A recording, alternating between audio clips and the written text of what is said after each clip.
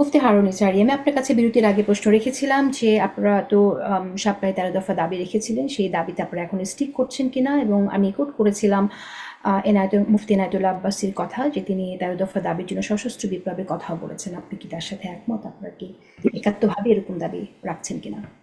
না, আমার জানা নাই আসলে এনায়েতুল্লাহ আব্বাসী এমন কোন কথা বলছেন যে এই, 13 দফায় পূরণ না হলে সশস্ত্র বিপ্লব হবে। আর দ্বিতীয়ত কথা হলো, উনি হেফাজত ইসলামের কোনো দায়িত্বশীল না। হেফাজত ইসলামের কোনো দায়িত্বশীল জায়গা থেকে এমন কোনো কথা আসেনি। আমরা নিমতান্ত্রিক আন্দোলনে করে যাচ্ছিলাম এবং এটা করে যাবো আমরা। আমরা অবশ্যই 13 দফা যে দাবি আমাদের রয়েছে, সেই দাবিগুলো আমরা স্টিক করবো, সেগুলোতে আমরা কন্টিনিউ করবো। আমরা অবশ্যই সেটাকে শান্তিপূর্ণ ইয়েতে আমরা আমাদের দাওয়াতের ল্যাঙ্গুয়েজে আমরা আমরা বলে যাব রাষ্ট্রের কাছে। যখন যে কর্তৃপক্ষ আসে ক্ষমতার পালা বদলে, সবার কাছে আমাদের এই দাবি থাকবে।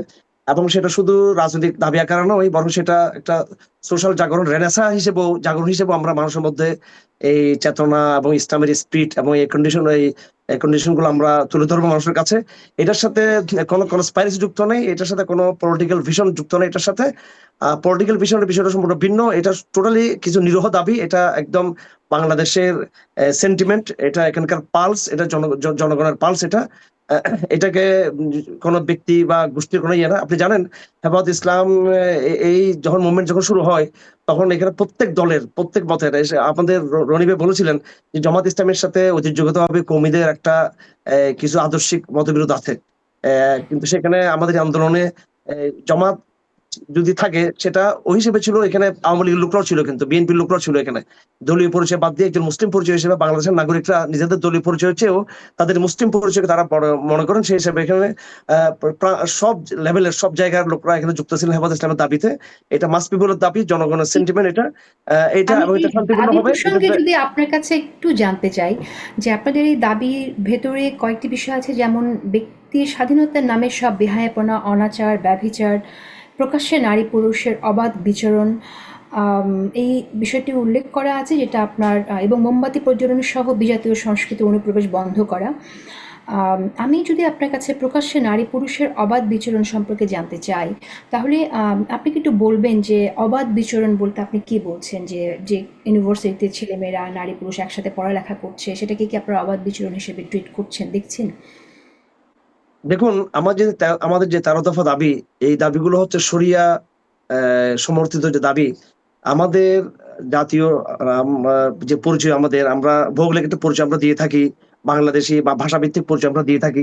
এই পরিচয়গুলো কিন্তু আমাদের একটা সাময়িক পরিচয়। বাংলাদেশের ভৌগোলিক যে সীমানা বা ভাষার যে বিষয়টা, তার চেয়ে আমাদের যে সাস্টেন যে পরিচয় মানব জাতির, মিল্লাত ইব্রাহিমের যে পরিচয়, মানব জাতির পরিচয়, এটা শুধু ১,৫০০ বছরের না, এটা বরং হাজার বছরের একটা মুসলিম পরিচয়। এবং একজন মুসলিমের জন্য আল্লাহ কর্তৃক শরিয়া তার জন্য নির্ধারিত রয়েছে। এই শরিয়াকে আমরা ওই বলছি না যে একদম আইএস এর মতো করে আমরা একদম তরবারি দিয়ে আমরা জোরপূর্বক আমাদের দেশে এইভাবে, বাংলাদেশে এইভাবে এটাকে আমরা প্রতিষ্ঠা করব। যেহেতু এটা একটা সেকুলার সমাজ এবং এখানে ধর্ম নিয়ে যথেষ্ট জানাশোনার অভাব রয়েছে, আমরা এটাকে দাওয়াতের ভাষায়, প্রচারণার ভাষায় আমরা এটাকে নিয়ে আসছি। অবশ্যই আমরা অবাধ মেলামেশার বিরোধী, এবং সেটা অবাধ মেলামেশা এটা শুধু শরীরের বক্তব্য না, এটা বিজ্ঞান বিরোধীও এটা। এবং আজকে যে ধর্ষণ, খুন, ইভটিজিং, অন্যায়, যে নারী নির্যাতন যেগুলো হচ্ছে, সবকিছু হচ্ছে এই বেপরদার কারণে। এবং নারী পুরুষের যে একটা শরিয়াকে লঙ্ঘন করে যে একটা অবাধ মেলামেশার যে সুযোগ যেটা করে দেওয়া হয়েছে, এ কারণেই কিন্তু এই সাংস্কৃতিক এই যে একটা দেওয়াল ছিল, এই দেওয়ালটা ভেঙে, যেটা একদম ন্যাচারাল দেওয়াল। এবং এটা বৈজ্ঞানিক বাস্তবতা, নারী পুরুষের পার্থক্য এটা, এটা এটা বায়োলজিক, এটা সাইকোলজিক বাস্তবতা, এটা এটা বিজ্ঞানের বাস্তবতা। এটা কোনো এমন না যে শুধু এটা একদম শুধু শরীয়তের খণ্ডিত বক্তব্য, তা না। এবং এই আপনারা দেখতে পাচ্ছেন যে আমাদের সমাজে শরিয়া থেকে বিচ্যুত হওয়ার কারণে এই যে সমাজ যে অস্থিরতা, আজকে আমাদের বামপন্থী যে ভাইরা যে মাঠে নামতেছেন দর্শনের নিয়ে, কিন্তু তারা দর্শনের যে কারণগুলো তারা কিন্তু চিহ্নিত করতেছেন না। এবং একটা কথা এখানে আমি বলতে চাই স্পষ্ট, সেটা হলো দর্শনকে কেন এখানে আনা হচ্ছে।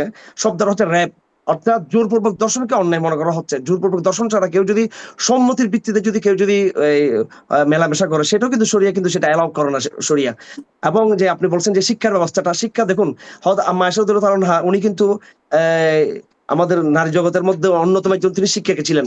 তিনি অসংখ্য সাহাবে কেরামকে তিনি শিক্ষা দিয়েছেন, তাবিনদেরকে শিক্ষা দিয়েছেন এবং তিনি হাদিসে বলেছেন যে নিয়ামাতের নিসাউল আনসার, যে সবচেয়ে উত্তম মেয়ে হচ্ছে আনসারী মেয়েরা, মহিলা মেয়েরা, সাহাবী মেয়েরা।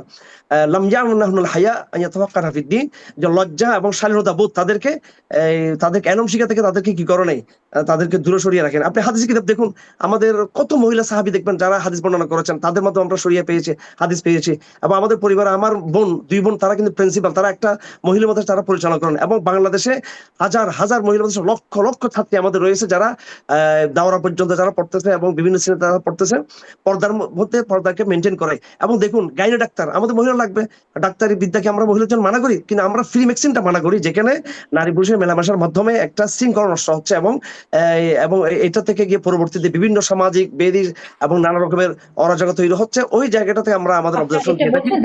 দাওয়াতের মধ্যে দিয়ে এটা যেমন ধরুন, আপু আমি আপনাকে একটা কথা বলি, আমি একটা কথা আপনাকে বলি।